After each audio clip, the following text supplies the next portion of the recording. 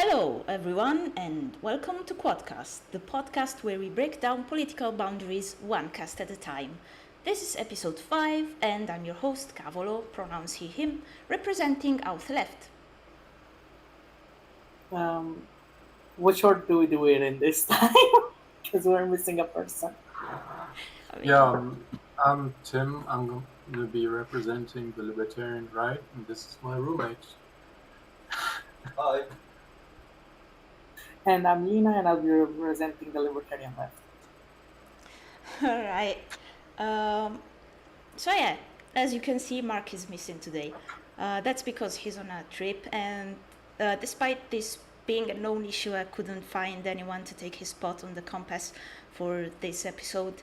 But don't worry, this will be the only episode with only the three of us as casters, and Mark will be back on episode 7, so look forward to that. Now, in this episode, we have some news to go over. Next episode will be a bit of a special because we'll have a special guest, hopefully. I'm not making promises, but that's the plan. So we'll be 4 people again. But for this episode, we have some very nice news, I'd say. I mean, my news is a bit wild. Who should start first? Well, let's just jump right into it. Wild. Go on. Let's go. If it's so wild, let's go. All right. I mean, it may seem small at first because it's a bill about. It's a bill that's been rejected in like 24 hours. It's not lived long, but see, the bill is about. You know what the bill? Okay, so the person who proposed this bill is from the Lega Party, or the League Party, which is far right, although it got a little bit more moderate with the time, but it's a rightist party in Italy, one of the biggest. Fratelli d'Italia, Brothers of Italy, would be the biggest one, and League is the second biggest one. So this person from the League proposed a bill that basically aimed to ban the use of the female gender in professions. Like, as you know, the use of the words that are female for professions in institutional documents. So, because the Italian language is gendered, because it's a Neo-Latin language. So, I think all our languages here are gendered, aren't they? Most European languages are, yeah. Yeah, most are gendered, and. So for the same word, we have a female gendered word and a male gendered word. So, for example, for minister, we have the female version of minister and the male version of minister. And this bill wanted to ban the use of the female gendered word for minister and other professions. Who's banning language now?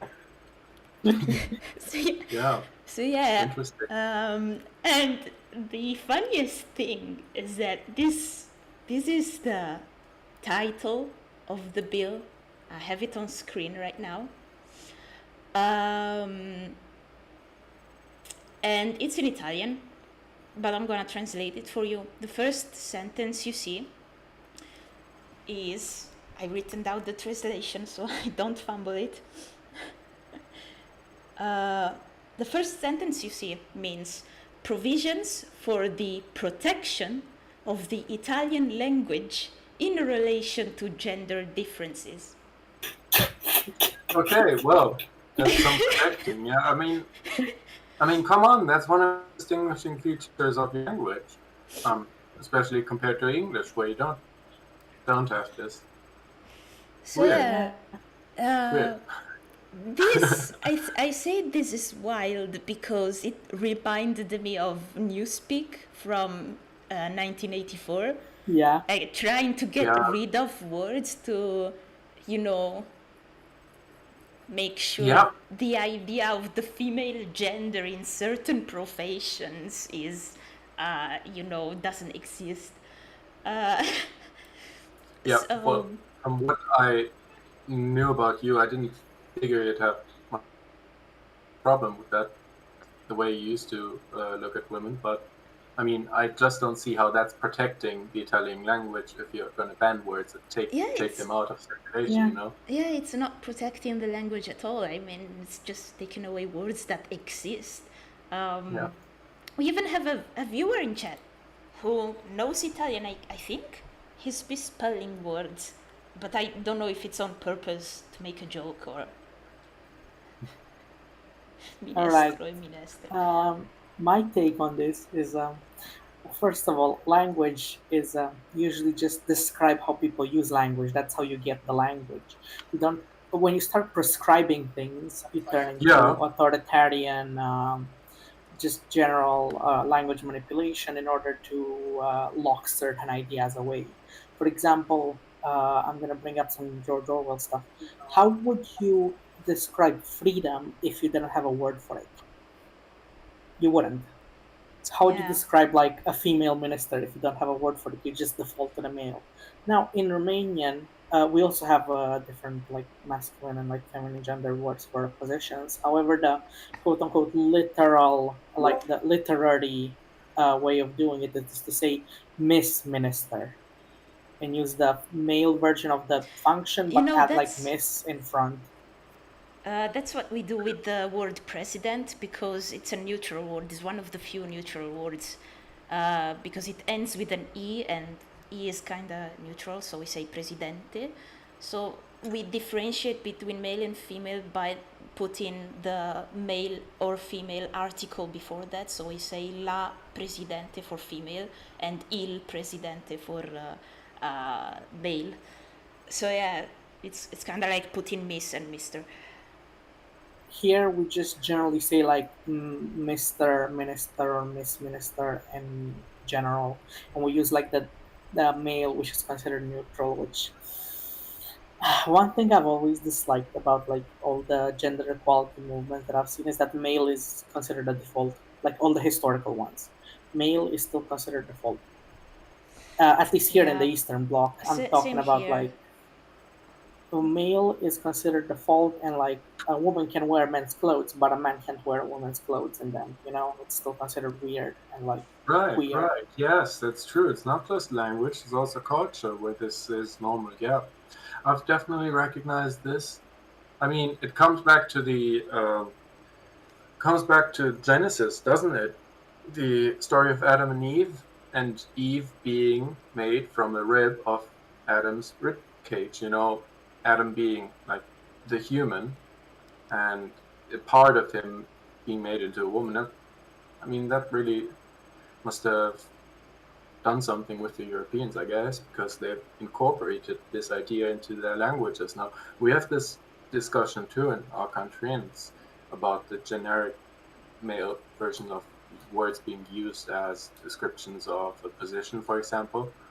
And so they are trying to adjust language. So this is something that goes on in it used to go on in most ministries, and I mean, I guess our federal government still does it, but some local governments have been cutting down on this. So you use your word, you've got your job title or something, and then you put like an asterisk at the end, and then you go on with the ending that's going to belong to the gender. So we have a gendered language too, and you put in or er behind the word to describe feminine or masculine. And yeah, they're trying to put like special symbols into our words, which sucks, but it's not as bad as outright pleading to take words out of circulation. Yep. This also, I forgot to mention that the way they were gonna enforce this law, if it passed, but the bill got rejected. So the way they were gonna enforce it is by having a fine that goes from 1,000 euros to 5,000 euros. Oh yeah, that's. Oh yeah, That's, sure. So yeah, every time you use the female gender in a institutional document, you have to pay 1,000 euros. I mean, look, you're going 50 in a school zone. I mean, sure, yeah, you're endangering everything around you, and you're a danger to children. But I mean, 50 or 100 euros will be fine, no problems. But if you you use the female version of this word, then we're gonna really have to start talking now. Yeah, it's Big numbers. wild. And I wonder how the judge would set the charge. So if there would be like some job titles where you'd be charged with a higher penalty for, I guess, Oh, yeah. gender. I didn't even think about that. So some positions it doesn't matter, you get off scot-free with your 1,000 euros gone, or Oh my God. might have to pay more if it's going to be a special position. Yeah. Oh, I bet this guy who presented the bill didn't think through it. Like, I don't know. Yeah, sometimes these things are for show and for cameras, Yeah. It's for media. yeah, it's literally Orwellian. Yeah. Well, yeah, about that, I mean, if they're taking words out of circulation, I think when you refer to Orwellian newspeak, you should think about. Well, actually, Alan, yeah, Lina, you made a good point. You're right. It's also about taking words out of circulation. Especially, I mean, we have this going on in our country too with this gender thing, which I described earlier, and that's when they're trying to force people by government decrees or public institutions or something. They're all put together so you can force them to adapt this new language. So that's what they're calling newspeak in my country, adding like asterisks and stuff to words and prescribing the use of these asterisks. But I guess taking words away is just about as bad.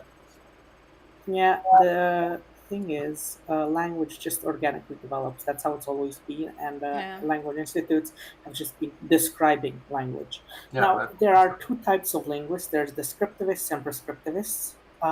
Prescriptivists tend to, well, tell you how the correct grammar is and all of that.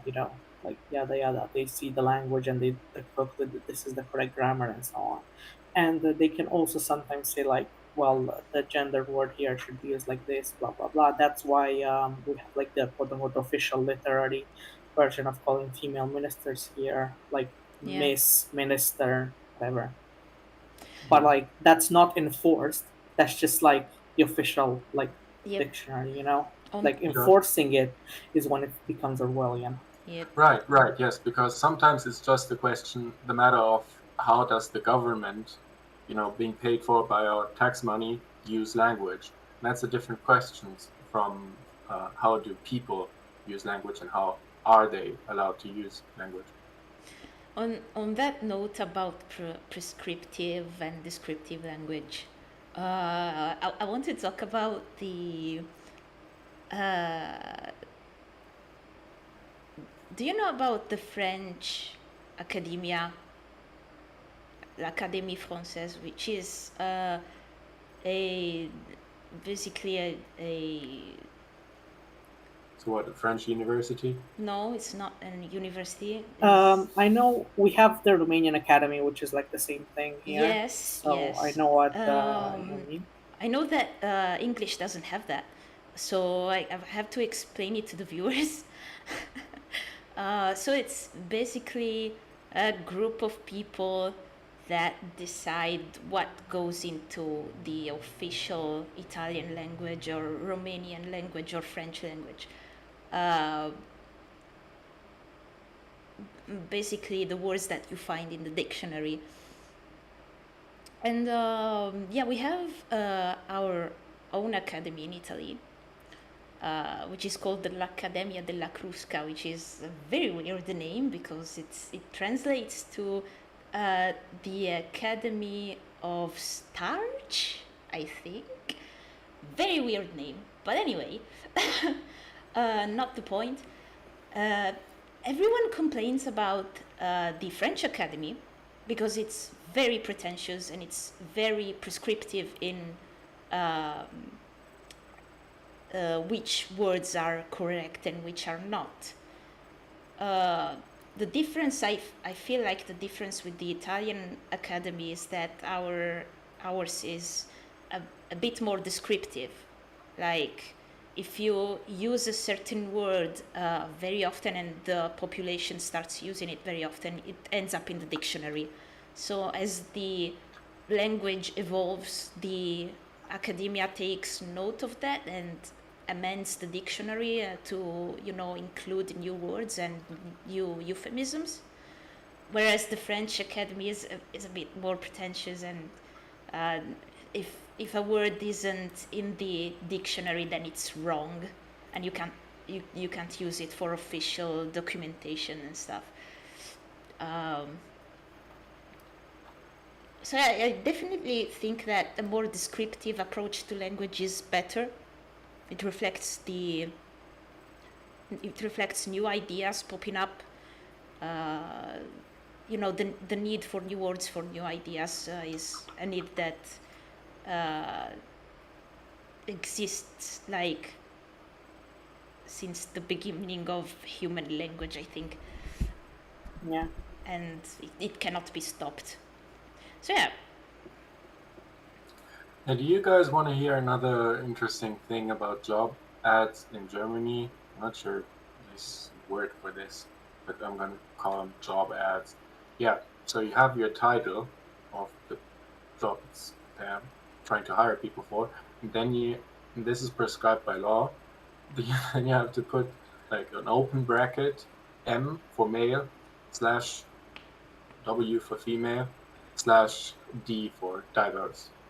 I guess it used to be just man, masculine, feminine, and then they added the D some day ago. And you need to do this, otherwise you can get fined or sued or something. Ooh. It's a weird thing. So all the job openings, all the advertisements have this brackets open MBD, which is funny because it's usually, the D thing is kind of, technically you're allowed to put an M there if, like, I don't know, you have an opening for, say, security guard. Say, well, actually I've worked with female security guards, and they're important because they're the only ones who are allowed to touch the woman, go through the pockets and stuff. But you might want a bouncer or something, so you put M there. But you need to put this there, otherwise you get fined. It's a really weird thing. And what the fuck? Yeah, Turkish people don't do it, so the Turkish all about. Sorry. R/pointlessly gendered comes to mind. Yeah. Yeah. Yeah. I'm a Redditor. I basically outed myself as a Redditor. Yay. Reddit's terrible. I've never been there for the last 3 years or something. Yeah, I'm not proud of being a Redditor, so. I'm not trying to shame you. Thanks Don't for worry, coming I'm forward. a Twitter user. Oh no, that's worse. That's worse. That's actually where I got, like, I have so many news that I could talk about just because I'm a Twitter user. Yeah, Twitter's bad too. I'm trying to abstain. It is horrible. Like, the amount of anti-Semitism I found there is shocking. Yeah, and it gets worse. It's also full of porn. And other Luckily, I ignored it and it just goes out on my feed. But because I engage with the Nazi stuff to debunk it, they just keep giving me Nazi stuff. Yeah, this kind of stuff. That's why I don't use Twitter. Yeah. So the foreigners, they don't care about the brackets thing, and so one day I think our alt-right party is going to find out, and they're going to sue them all. I don't know, all the Turkish job ads in Berlin or something, all going to be taken down. It's funny because it's usually, from the right, they just translate MVD or MWD, they translate it to männlich weiß Deutsch, which means man white German, which is funny, I guess. That's what I'm gonna call my autobiography someday, I think. Yep. I've got nothing more to contribute to this. Yeah. Yeah, I've me neither. actually- Let's. Oh, I've got, so since I've got my news piece, I've actually just remembered about something else. That's a very small story. Can I squeeze that in? Yeah. Okay, so this one happened in Romania. A professor was doing a presentation, and he came dressed in feminine clothes, including a proper skirt. A university professor, okay? And femboy the professor? the internet was like fucking mad at this guy. And no. the university statement, the university released a statement that said he's allowed to do that. There's no law that says he can't do that. And they even said we cannot. You want us to apply like a rule of like a dress code, except we cannot apply a dress code that's not constitutional. They basically said the Constitution protects people wearing the other gender's clothes. Wow, that's great. So like, I'm protected by the Constitution, I guess. Okay, well, I mean, they just need to make it a court ruling, right? And then you're good to go, I guess. Yeah. So that's a new thing in Romania. Or do transvestites have rights in your country? Basically none. But apparently the Constitution, by like how it's worded, protects this. Okay. According to university professors, I and, guess like, the university team. Well, and this that's is the great. University of Bucharest, so like they know their stuff. It's the capital's university. But yeah, moving on to my actual story. Sure. Hungary has this national card program, where they allow. Previously, it was only for citizens of Serbia and Ukraine, and with very little regulation, it would allow them to get a work permit and, upon being in Hungary for 3 years, a residency permit. Yeah. Yeah. Now, this thing, let me go to the official website. So it requires proof of the purpose of residence. So, like, if you have an employer in Hungary and you need to live in Hungary, you just give them the document of legal relationship of employment. You need the proof of means of subsistence, which is, again, give them the employment proof. You have to give them proof that you have somewhere to stay, that you have health insurance, and that you meet the conditions of getting to Hungary, so like you have a passport. That is all you need. And they have a quota of like 65,000 a year and only like 40,000 apply. And basically, recently, they have extended this offer to several other countries, including Russia and Belarus. Oh. Now, the European People's Party's leader called this out and said that it's a gateway for Russian spies because you don't need a cultural competence test and you don't need any European level security checks to get it. And when you enter Hungary, you have no border to most of the European Union. So Russian spies can enter through Hungary and spread around.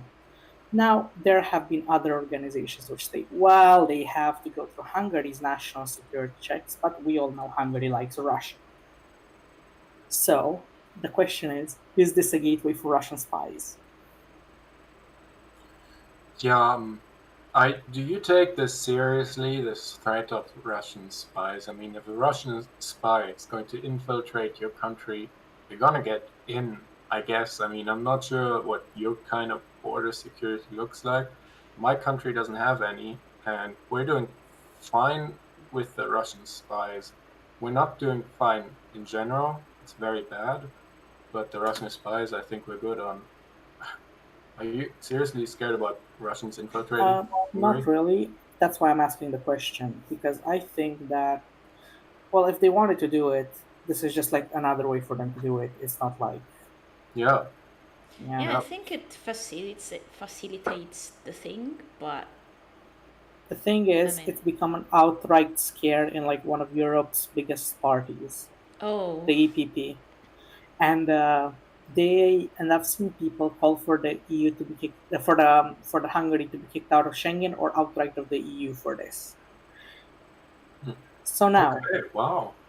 So now the question is this a manufactured panic? Is this just for votes? Is this for popularity? Or is this an actual threat?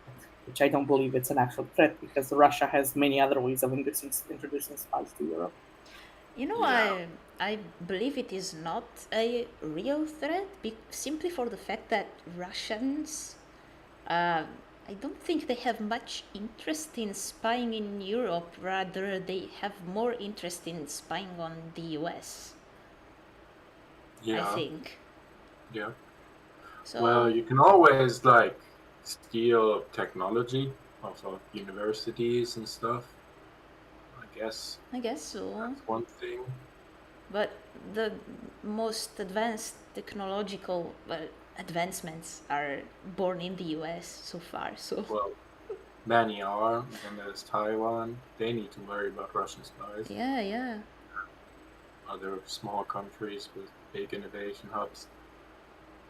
I guess Europe still has some, but I mean, it's more the Chinese that you hear about stealing technology. I don't know. Russians, I guess, they're going to do it too, but they'd rather do it to the US, I concur. I mean, Yeah. look, the far right is very famous for fear mongering, so I wouldn't be surprised. Thing is, this isn't the far right. This is the EPP, the center right. Oh, the Yeah, I center think right. so, because the Ooh. far right would be in favor of Russian spies, now wouldn't they? Ah, My interesting. country, I mean, at least he called them like Putin understanders or whatever, and pretend that they really like the Russians. That every right-wing person likes the Russians, which Yeah. it's only half of them or something. It's sinful Putin. Anyway, So it's just what's actually going on. What are they thinking condemning this, and what are they thinking while making this? Of course, it wasn't just Russia and Belarus added to the list. Let me get the full list. Bosnia and Herzegovina, Republic of North Macedonia, Belarus, Moldova, Montenegro, and Russia were added to the list, which previously only contained Serbia and Ukraine. yeah, yeah. Look, I think the fear-mongering part is the part about being thrown out of Schengen, because as far as I know, nobody's ever been thrown out of Schengen. It's a club Yeah. you all once Yeah. enter, and you don't get, because guess what? The EU doesn't care about migrants. They love them. They want them, or at least they want it to be as easy as possible for the migrants to come here. So why would you throw someone out of Schengen? Well, the EU is controlled by my country and France, and so I mean, honestly, my I country and think France don't care. when it comes to immigration, the EU is a little bit hypocrite because, Oh, yes, on paper, it is as easy as possible to immigrate to Europe, but in practice, there's basically walls on the border with Croatia and Bosnia Herzegovina. It's a mess there. On that border, it's a real mess. Yeah, but you're from Italy. You know about migrants. I mean, they Yeah. easily cross about Mediterranean and come to Europe, and they don't get kicked out of my country. And Yeah. Frontex, our joint like border defense people, they don't. I mean, they don't do enough to stop this. It's not like they're really trying. Look, in Italy, they tried because we had a whole period of time where we were governed by the League mostly. The League got like very popular, crazy popular, and the main talking point of the League was to make immigration as difficult as possible. So on paper we tried, but the leader of the League was very incompetent, like widely incompetent.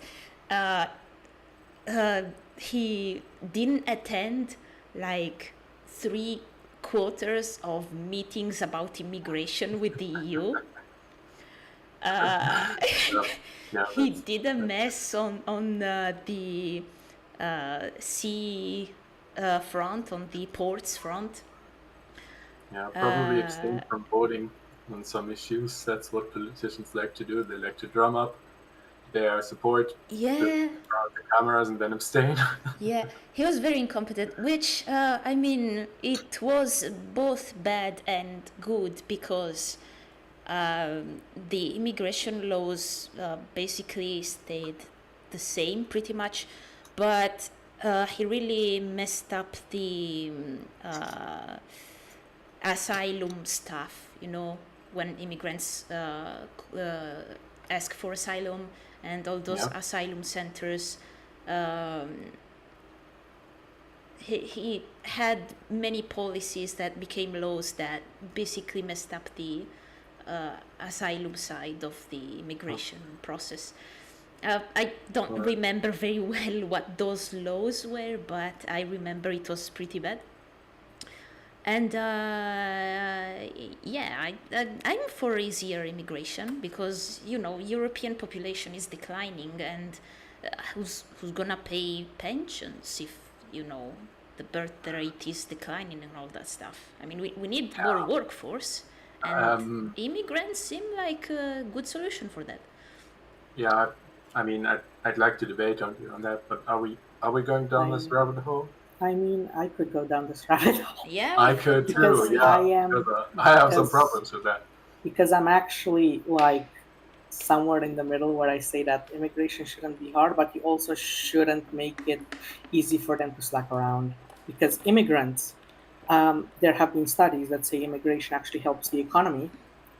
And the thing is, people usually point to the immigrants who sit back and use, especially in Germany, they point to immigrants who just sit back and use like government checks all the Yep. time. So I say, Very distinctly. cut those government checks, make it so that it's not enough to sustain a living, Right. and force them to work. Because sometimes Yep. some degree of coercion is kind of needed to integrate people into a society. Well, you and wouldn't by exactly be integrate- forcing them to work. They are coming Yeah. to your country, and they can work if they wish to, and that's the reason they should be coming forth.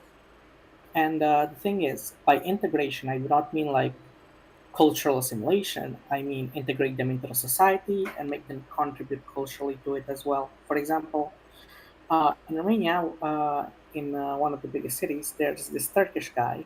Shout out to him. He's got the best shawarma ever. But like he's very culturally Turkish, but he speaks fluent Romanian, and he does business with Romanians all the time. You know, like he's integrated into the community without losing his cultural significance, and I think that's good. Sure, many such cases. I mean, And I think that should be the goal. yeah, I kind of agree. Look, on the economy, there's two sides of this: the cultural and the economical. And I'd just like to propose the argument that no, migration is not an economic net gain. It's been demonstrated that migrants to that was a study in Denmark, because our institutions aren't as racist as the Danish. The Danish have actually done studies on this. They call it the MENAP statistic, which means Middle East, North Africa, and I'm not sure what the P is for, Pakistan maybe. And it looks at how migrants from this region, MENA, Middle East, North Africa, do in Denmark. It turns out migrants from this region on Earth, they don't at any point in their lives, like, look, you can look at age ranges, right? Because of course a 10-year-old isn't going to contribute to the economy. They're going to move on like the welfare, I guess, because there's something like child allowance, right? That's something the government gives out to people, and you can't expect that from a 40-year-old to contribute to society, right? To pay more in taxes than they take out the welfare system. It turns out migrants from these countries, on average, in every single age group, do not contribute to the economy. At no point in their lives do the average of people their age contribute more to society than they take out. And so that's just a complete bust for the economic argument for migration. You can look at the studies. I mean, there's been similar replications, and it turns out that migrants from other countries than the MENA regions, they can contribute to society, and many do, but they're still going to contribute less than the people born there. And so I don't think the economic argument should bear any significance if you're actually going to have a discussion on this. And the social problems of migration, I think, are obvious in Europe. There's serious problems with assimilating large numbers of people, and then you don't have if you don't have a culture which is proud of itself, you end up with migrants not finding any culture to assimilate to, which makes it harder for them. I understand it when they go into their ghettos where they only speak their own language and only go to shops which sell stuff from their home countries and, well, live in parallel societies, which I'm in favor of, actually, at this, which I'm just going to state for the record here. But as long as we have a welfare system, we're going to have to watch on migration because it's tearing down societies. Thank you. I mean, migration is a problem for sure. I'm not denying that. But I think the solutions that the right wing politics in Europe is proposing isn't that effective at solving the problem, because they're just proposing to, yeah, they're just proposing to, you know, not get the, like, oh my god, I'm so bad at this. They're just proposing to basically stop immigration, which is unrealistic. Like, if people want to move, they're gonna move. So I wouldn't call it unrealistic. I mean, they did manage it for a long time when we had actual border controls, which weren't like supranationalized by the Schengen Agreement. Well, my country had a border going through I mean, it, if right down by the road, and if by we're great, best border on earth. if by managing it you mean that immigrants come in illegally, and so they are not tracked by the system, and therefore you can say, yeah, there's not many immigrants coming in, then I guess they managed it. No, they did keep illegal immigration down compared to today. I mean, you can't really make an argument that Europe was less fortified 20 years ago, 30 years ago. And by the way, every politician from center left to right wing would be in favor of minimizing illegal immigration. That's no longer the case, and it shows. Well, I think you should minimize illegal immigration by making channels to legal immigration actually like viable, obviously. Yeah. Right. Because Is I'm this something gonna. we agree on? Hmm? Legal migration, is this something we agree on? Legal migration being good? It is Yes, good, yes, yeah. yes, yes. Yeah, I'd say so too. Yeah, I think illegal immigration is bad for the, especially for the, well, I'm going to give the US as an example. You have a lot of illegal immigrants going in there. That's a kind of a fact. And what they do with it is in the South, they hire them under the table. Since they have no protections, they hire them for really low wages, and they make them work on farms. And that's what's currently propping up the farming system, and that's why wages are lower over there on the farming system, because they can just pay illegal immigrants under the table. We do the same thing here in Italy. The same exact thing you described. Oh. I couldn't have found better words for it. But yeah, that's the thing that happens with illegal immigration. So I think you should keep them legal, keep track of them, make sure that they have their rights protected, because sadly the monopoly on state also, the state's monopoly on violence also tries to protect rights nominally, at least nominally. And overall, make sure you don't end up like Britain with far-right rioters attacking mosques over the stabbing of a non-Muslim. Yeah, well, I mean, there's violence on both sides, right? I mean, British towns have been torn up by migration, illegal migration or legal migration. I mean, none of them have an actual reason to migrate there, since there's no border with a war-torn country, with Britain. But I mean, yeah, I guess illegal migration spurs violence from both sides. Sure, it's always a question of which side does worse things, but it doesn't matter. It's violence. It's bad. I do have a question about the survey that Tim was telling about, the one from Denmark. Did the research also show why there wasn't an increase in, a net positive on the economy? Well, I mean, it's really an easy thing to track. You have people being sent welfare checks and people paying in taxes, and these people have account numbers in Western countries. So it's pretty easy to see who's a net benefactor or a net taker of Okay. the economy, which is more or less social I system plus think he was state. asking more about the reason why this is the case. Sorry? The reason why this happens, rather Yeah, than.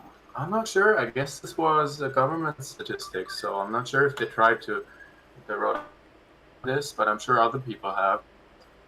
And there's tons of explanations like discrimination or maybe just people coming there for the welfare system, which is, I think, very good explanation. But anyways, I'm sorry, I'm being pulled my phone right now. Yeah. But it's an interesting study, and I suggest you guys look it up if you're ever interested on migration, because it gives arguments for both sides of the coin, I guess. Yeah, I mean, I guess. I ask that because it's like black statistics in America.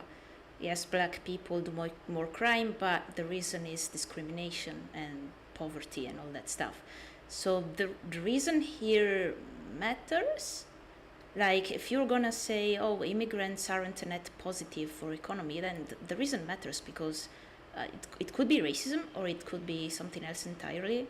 So, it's the saying that it's a net negative or not a net positive is kinda little information.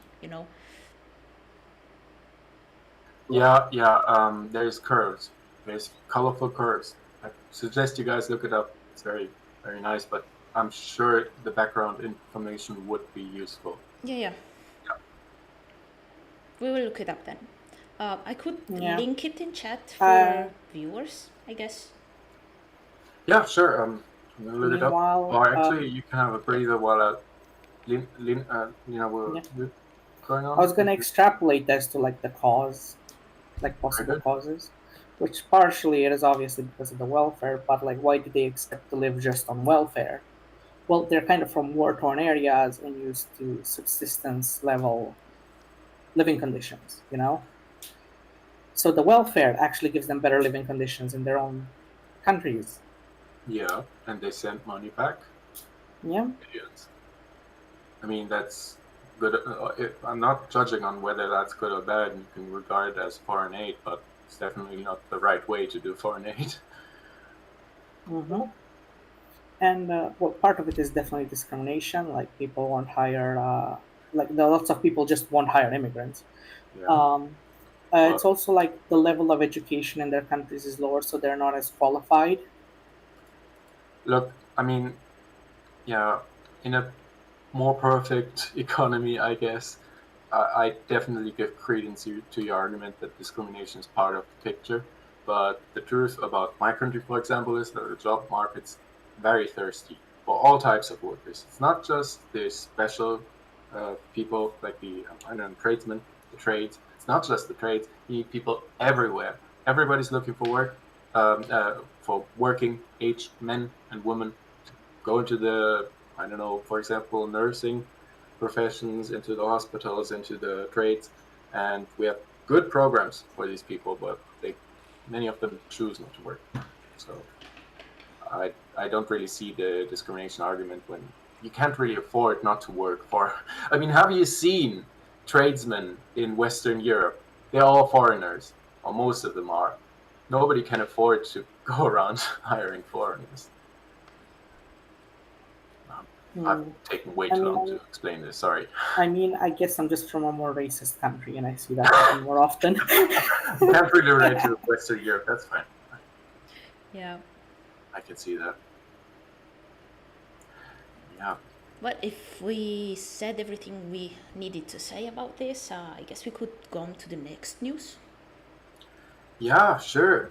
I was going to talk about the EU AI Act, which has talking about technological advancements, Yeah, right. It's been passed. goes into action today. And so starting today, Yep. AI will no longer be tolerated in Europe. No, we will still have AI that's just going to regulate it. And it's the first act of its kind. No other country or supranational organization like the EU has decided to regulate this new industry. Yeah. And so, Very yeah, fresh. the first question you should be asking is, who are they regulating? Because we don't have many AI countries in my country, or in Europe in general. They're all in the US, and they're pretty sure. I'm pretty sure they're going to make sure they're going to stay there now that the EU is just. Normally you wait for problems to arise. You let the free market do its thing, and then problems arise, and then you go in and regulate. But they didn't want to wait this time. Yeah, definitely your libertarian take talking there.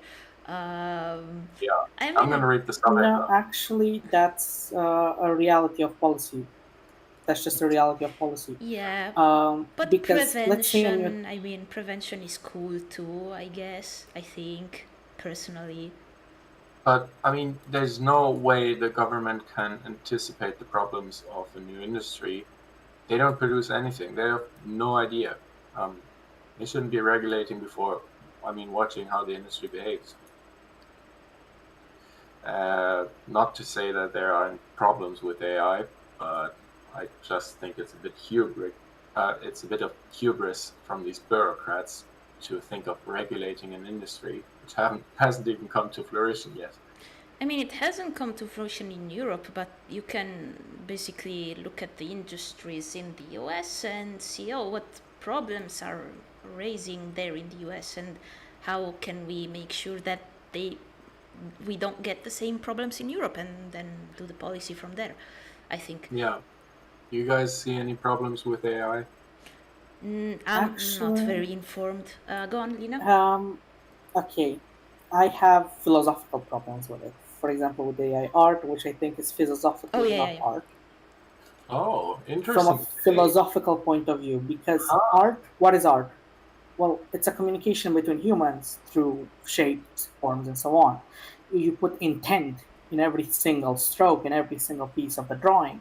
But when you use AI, all of that intent is gone. You just put a prompt in, and it goes there. That's now, on top of that, I also think that anything that has been made with AI, I think you should put a stamp on it made with AI to let people know, and not mislead people. Yeah, makes sense to me. That makes very much sense to me, because that's intention. Intent is basically what separates art from nature, and also in this case, I guess, technological art from AI, because nature wasn't enough. So yeah, that's very true, I think. I'm very attached to art, because I'm an artist, as you can see from my PNG tuber stuff. But I drew it myself. But to be clear, I'm not against AI as a concept. I am a computer scientist. I have studied AI. I know I've done all of that, and I've even met professors, like a professor from a University of Istanbul, who worked on detecting cancer using AI. Oh. Which is a great medical innovation. And it can only be done using AI, because you can't have a rigid, fixed algorithm for it. You need something more flexible, which AI is practically just a bunch of numbers and multiplications and calculations depending on the model. And they are very flexible because you have rigid formulas which can propagate those numbers back and adapt. That's what makes AI after all. Yeah, that's the computer scientist there talking. Yeah. From the anime profile picture. So, yes, very good. So AI can definitely have very good, I wouldn't say educational purposes yet. I don't think it's advanced enough to be a tool for proper education, because it can be very easily influenced by Nazis and neo-Nazis and all that. It can detect stuff like that. For example, Twitter's AI. People have sent screenshots of it arguing against the Holocaust existing. Oh, that's hilarious. Like, Very and I funny. quote its argument: there were only this many Jews in Germany, and then there were this many Jews who called reparations. Where did the extra Jews come from? It's like, Where's the computer? It knows how to do math. Following logic, guys, yeah, 6 yeah, million.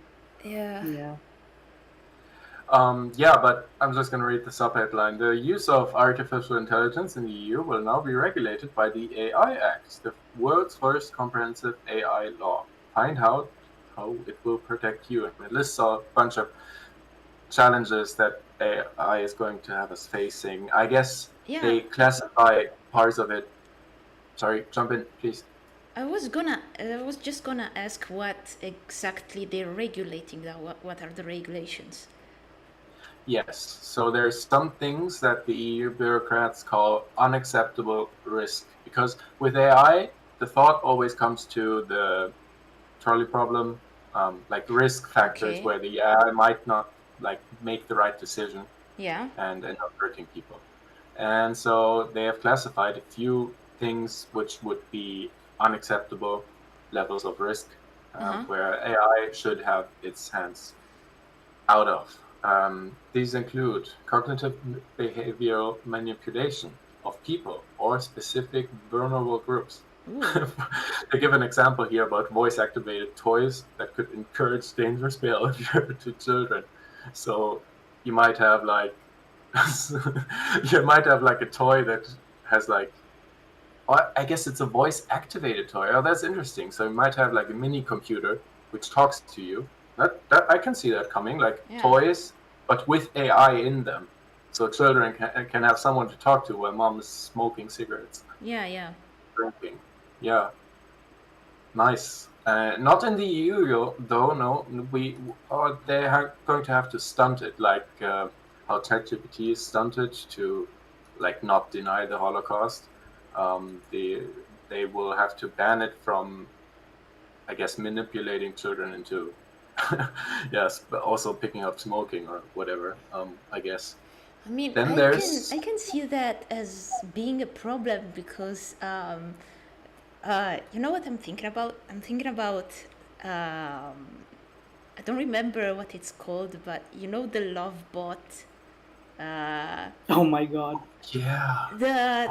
The thing that went viral, you know, the AI companion that you could talk to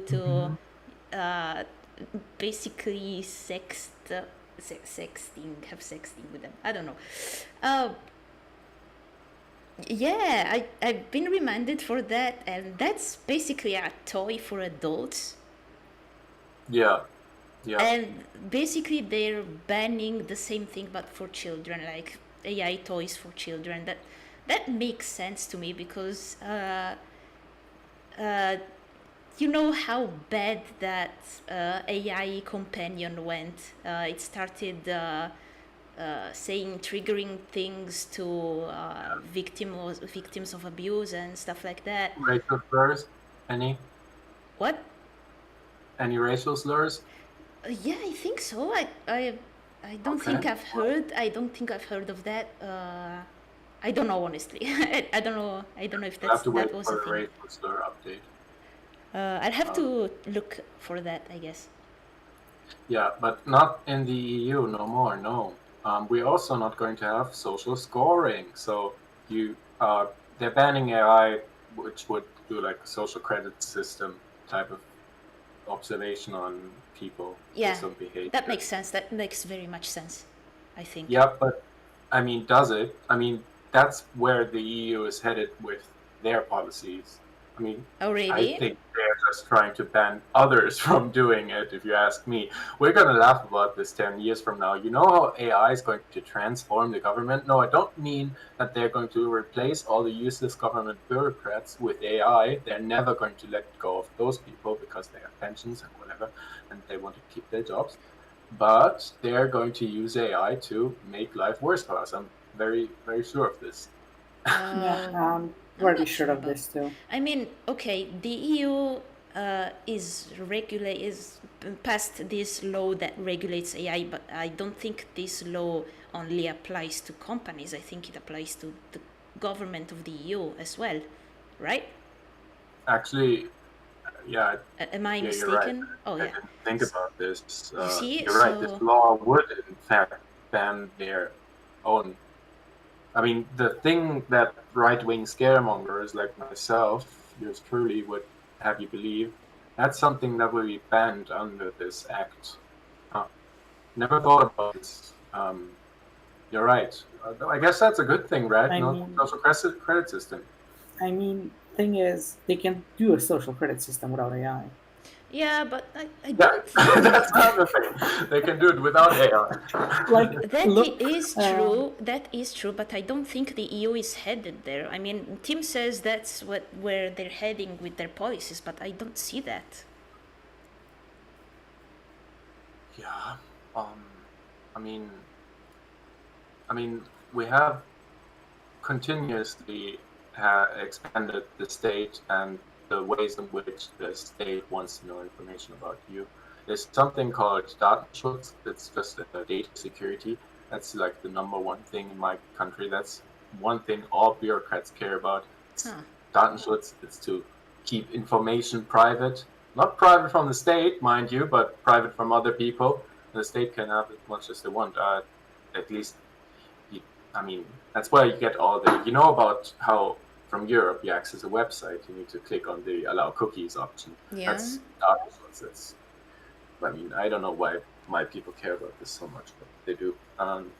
So that's the only thing stopping them from really taking charge of people's information. But the state's been constantly expanding on this, gathering information on people. And I mean, we've seen under COVID what they're willing to do with this kind of information, population control. I mean, that's the name for what they did under COVID.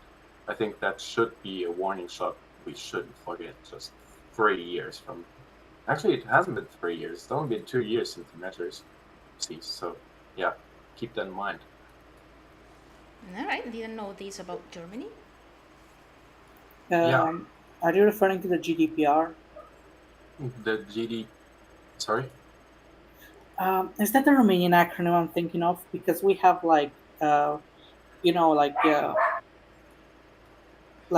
have to sign off for someone to have the right to take your picture, for some organization to do that. Yes, we have this everywhere because, I mean, here we call it the GDPR. Yeah, right. That's something that's very important. But even though we have this, I mean, I was just ranting on this because I find it so silly that people would care about their own data but not about their own rights. Because I do care about my own data, honestly. I use... I'm a Linux user, I'm gonna tell you that much. You are? Really? Yeah, I am. Yeah. I'm recording this on Linux. That's crazy. Yeah. I'm a dual boot user. I use Linux for development, but there's some games I play which just don't work on Linux, so I switched to Windows to do that. I am a true Linux Puritarian. You are below me. I introduced you to this. Yes, that's what's funny about it. Yeah. Anyway, I'm not too excited about the next few years in the EU because I think they're going to adopt measures similar to the population control measures under COVID and make them permanent. But we'll see about that. Maybe the AI Act will become relevant at that point in time. Yeah, maybe. But I just don't see bureaucrats taking away power from themselves. So that's something I didn't think of. But good point, Kat. I just go on biometric identification and categorization of people. I guess that would fall under the same category. But that's something that phones do right now without AI, don't they? Yeah, but with AI it would be worse, I guess. So with AI it would start detecting patterns which are very bad. Oh, okay. So for example, let's say you know how here we know for example that a black person is more likely to be an immigrant and to come from a bad environment in Europe, a bad environment that where they come from, where they migrated from. Yeah. Right. Yeah. And they're gonna have worse education on average. thing is, an AI might look at that and simply connect it to the skin color because they have done that before. AI systems have done that before. Huh. Yeah. Right. I mean, look, if you'd have something like Shenzhen, you know about Shenzhen, the giant Chinese city, it's been stamped out of the ground in the last 40 years. I believe it's one of the more modern ones in China where they have like massive surveillance. And they Oh have god. this central, I guess they have like a tower, and then there's a huge office where people watch cameras, the street cameras, for example, watch the traffic, watch the people going about it. They all have, I mean, they are already using facial recognition technology to, like, I mean, I hear there's places in China where you can you cross the street on a red light and get a fine on your phone in the same minute. It's crazy. Yeah, it's I'm a not sure surveillance I state. can It's verify that, Orwellian. but sorry. It's Orwellian. Yeah, and this with AI would take. I mean, that would be that would be that would be even that would be crazy. You could have people. I mean, look, there's one thing I was gonna say. You wouldn't need to group people together into like categories and care about their skin color because everybody is just going to be watched all the time, and they're going to be tracked by this AI, which doesn't have like 10 eyes or 20 eyes. It has a million eyes on every single person all the time. So they're not going to have to care about racism. They're going to watch you and your actions, and they're going to punish you for them. Oh, sorry, I was just having a moment there, thinking about all the terrible Yeah, stuff. I mean, it's very was- much possible. I was I thinking that to have like a constant watch on people, like on every single person, you'd need a lot of resources. So I guess where racism comes in is like where do we allocate more resources? Like if the AI is racist, it's gonna allocate more resources to watching black people than white people. Huh. Oh, that's true. I guess Yeah. I guess that would be a problem. Yeah. Because realistically speaking, like we're doing so bad with, you know, resources. Like we never think about it, but a big problem with climate change is not just CO2 production, but also the fact that we're digging up resources and we're wasting them, and we're, you know, destroying environments because of that. I mean, that's not climate change. That's just environmental destruction you're talking about. Yeah, also, but it's also a big part of climate change because, you know, less trees means less carbon capture and all that. Yeah, you're right. You're right. So I'm yeah, gonna. if Can I, we're yeah, can I slide in? This happens in Romania a lot. You have the logging mafia, literally no. cut down forests and burn the stumps Oh no. to to say that there was no forest there at all. And their plans for deforestation are not made public, not even to the state, not even to like the people, Oh, because they just go outside their plans. That's horrible. Yeah. That's horrible. So yeah, to finish my thought, since the resources are limited, like we can't do this forever. If we're gonna like gather up resources for mass surveillance with AI, I mean, I don't think we're gonna have enough resources to, you know, constantly watch every single person all the time. We're 8 billion people now, so yeah, but AI is so quick and effective. It would take a lot less manpower.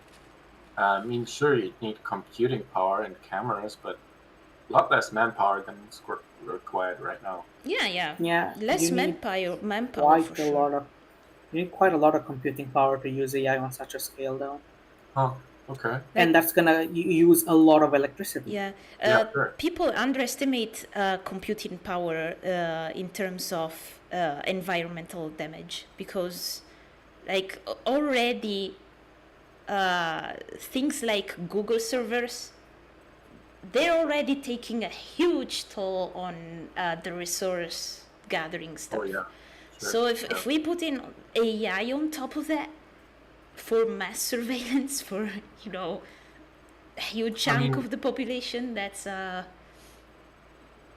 lot. I just put that out there.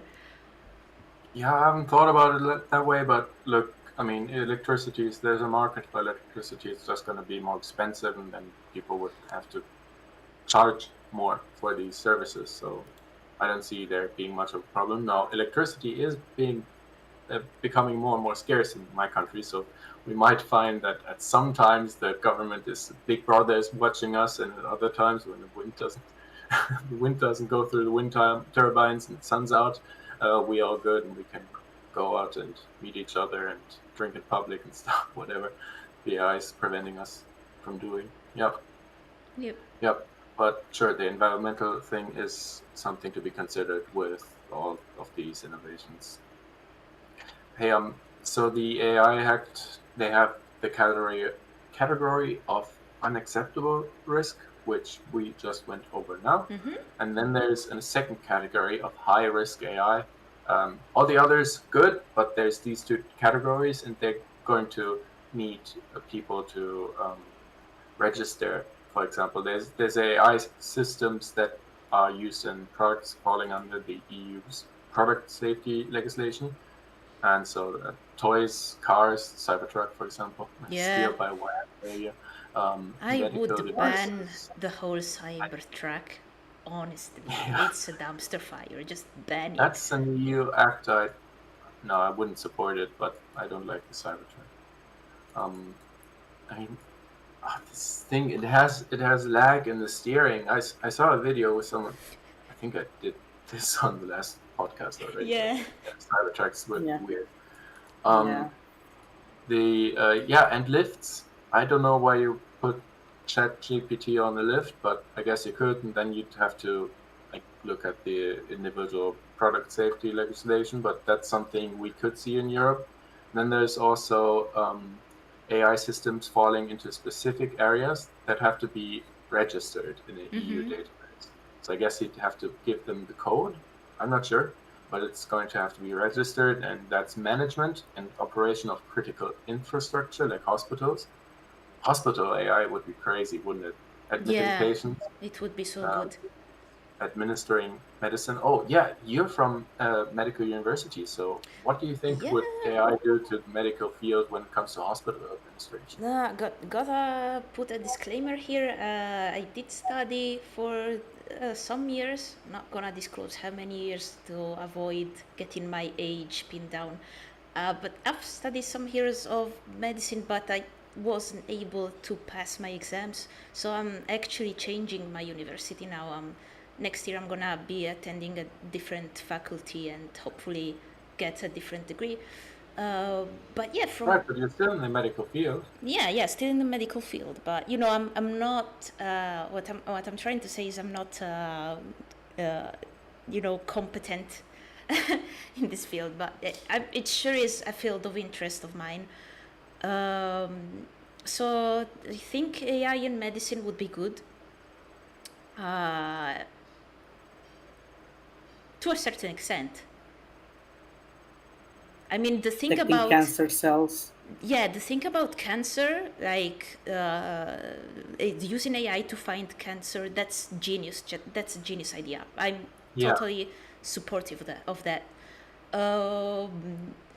I think we talked about that already, but I was thinking about hospital administration. You have to have someone who's going to assign patients to beds. Administrations, that's the thing I'm more skeptical about, because there has to be a very good AI, because I know there's still human error with the human management, but AI error, I'm kind of afraid of that, because then if AI makes a mistake, then who's responsible? It's a question of responsibility. If a human makes a mistake, it's that human's responsibility. But if AI makes a mistake, it's, I don't know. All right. They're going to have to electronically rubber stamp all the decisions of the AI. Yeah, I was literally just gonna say you're gonna need supervisors. You can cut down Yeah, on yeah, staff using AI, but you're still gonna need supervisors. yeah. And this Yeah. is actually what I see, what I also see programming going as well. Because you can't just let an AI write the program, but companies are gonna want to use AI to cut down on staff. You're still gonna need some competent people to check what the AI does, Yep. no Yep. matter what. I think that's the So solution there. so AI is going to become a tool in many cases, but not a replacement for people. Exactly. Yes. Just like Right. anything else in the history of technology, they should be tools, not replacements. Yeah. Good point. So there's also education where we'll see lots of advances by AI. So those would just have to be registered. They're still allowed under this law. Employment, worker management, and access to self-employment. I'm not sure what this is. This is not where you'd apply AI in Yeah, I'm not this sure field, either. but employment. Yeah, I guess it's usually government organizations which try to find employment for people, but yeah, you could deploy AI there.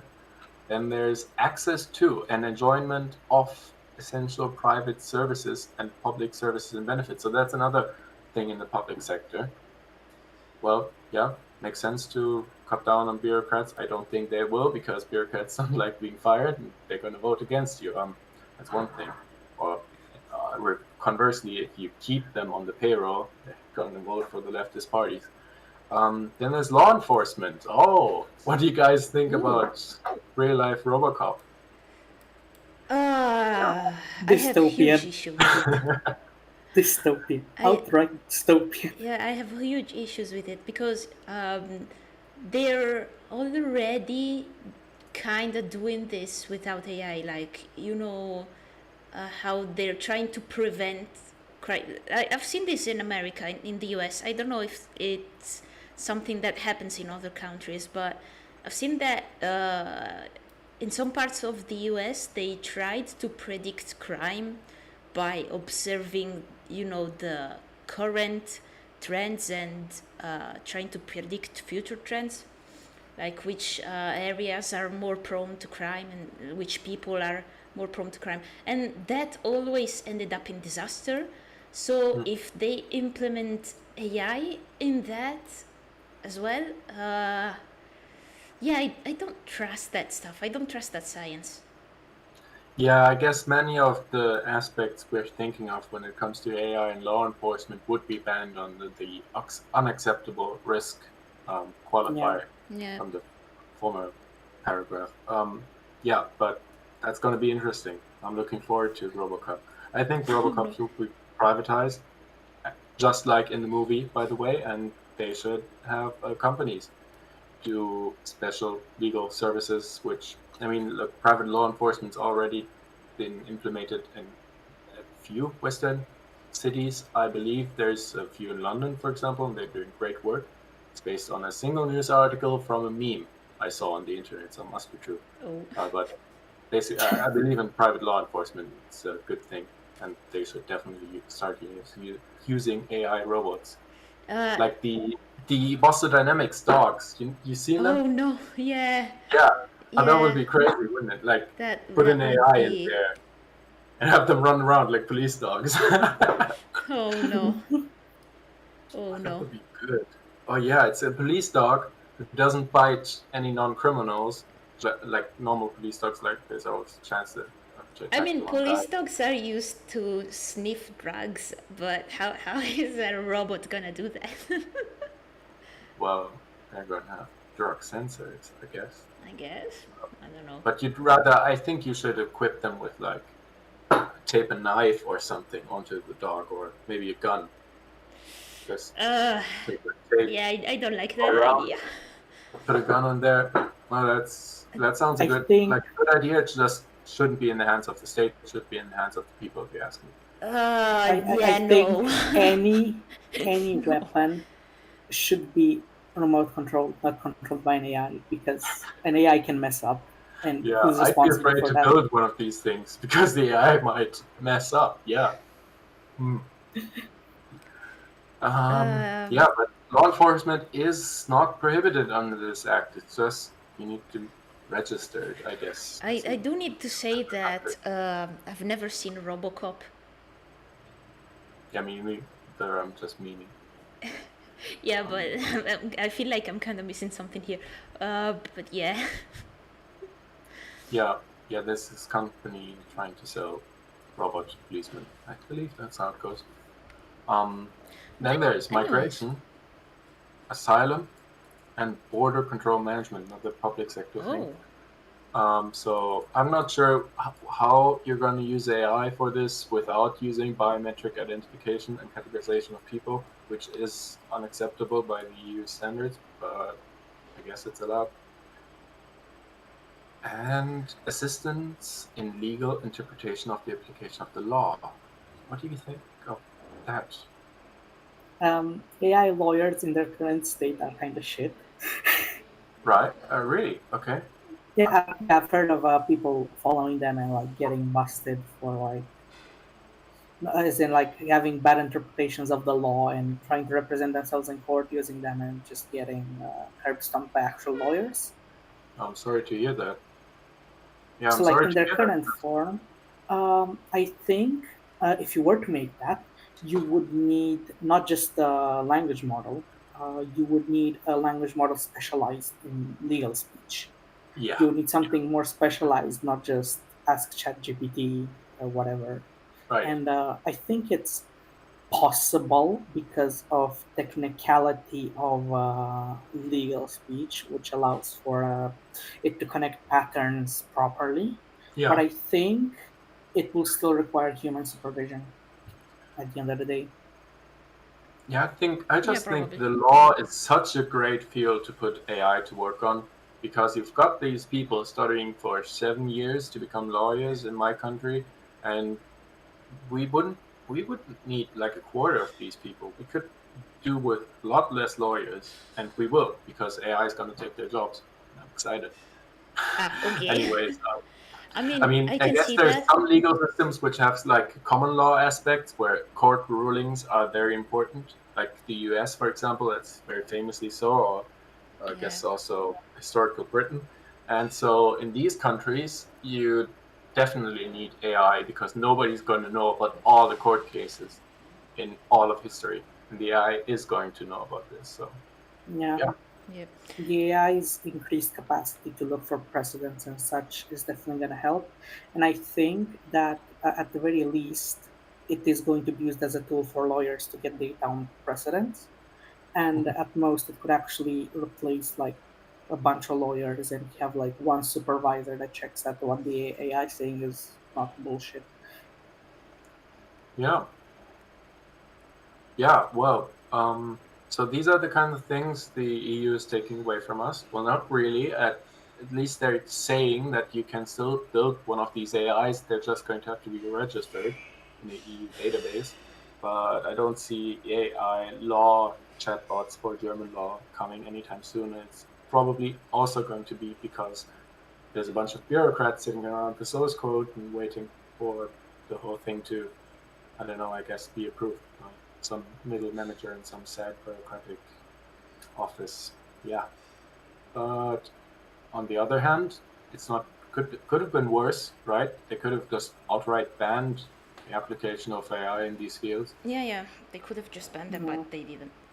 I mean, there's a huge debate here that we could be having, but it's kind of late, so I don't know if I wanna bring up this debate. Because okay, I'm just gonna bring it up as a closure we've to all- the episode. We've already done open borders, so we Yeah. can do this one as well, but we can also keep it for the next. Yeah, one. okay, yeah, we could keep it for the next episode. I'm gonna just start, like, say what I have in mind, and then we can get back to it to next episode. Because Tim said that he thinks that these things should be decided by the individual and not by the government. And so I was thinking, how much do we agree with that? Like, how much do we like the government deciding these things versus individual companies having these rules? Yep. I think I like the EU putting up these regulations because, as I said earlier, they're not just regulations on companies, they're regulations on the government itself. So it's regulating everyone. It's making sure Yes and no, everyone actually. has the same rules. Okay, let me finish. And if instead were companies to come up with regulations, well, I doubt they would regulate themselves because that would go to their own detriment economically, I think. So I think these regulations wouldn't be possible at an individual capitalistic level. Go on, Lina. What about the Secret Service, which already acts outside the law?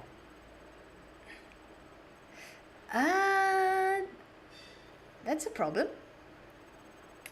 Exactly. We could talk about it next episode. Tim, any closing statements? Closing thoughts? Yeah. Well, regulation is not something you can do privatized because, I mean, that's not something. Regulation is always going to come from the public sector, and that's the definition. And I don't see it happening that companies would stunt their own development by outright Yes. banning My point things exactly. internally. Also, and I think that's bad, but you think it's good. Yeah, no, I think they should be able to compete in these areas and see who can provide the best service and see if it's economically viable, and should be decided by companies, not by the bureaucrats who have no idea what they're talking about. All right, so that's your position, and I think we can wrap up this episode now. Yep. Guess we'll get back to this topic next episode, alongside some news and a new guest.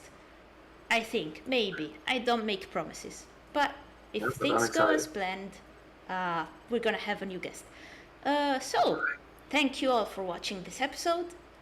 This has been Quadcast, and we'll see you in next episode. That's Wednesday, right? Yes, right. Next episode is gonna be on Wednesday instead of Thursday. Because Tim is busy on Thursday, so he requested to have it a day earlier. So yeah, stay tuned for next episode, which is gonna be in 6 days instead of 7. Always the same time, I think. Around the same time. So yeah, bye everyone. Thanks for being here. Bye.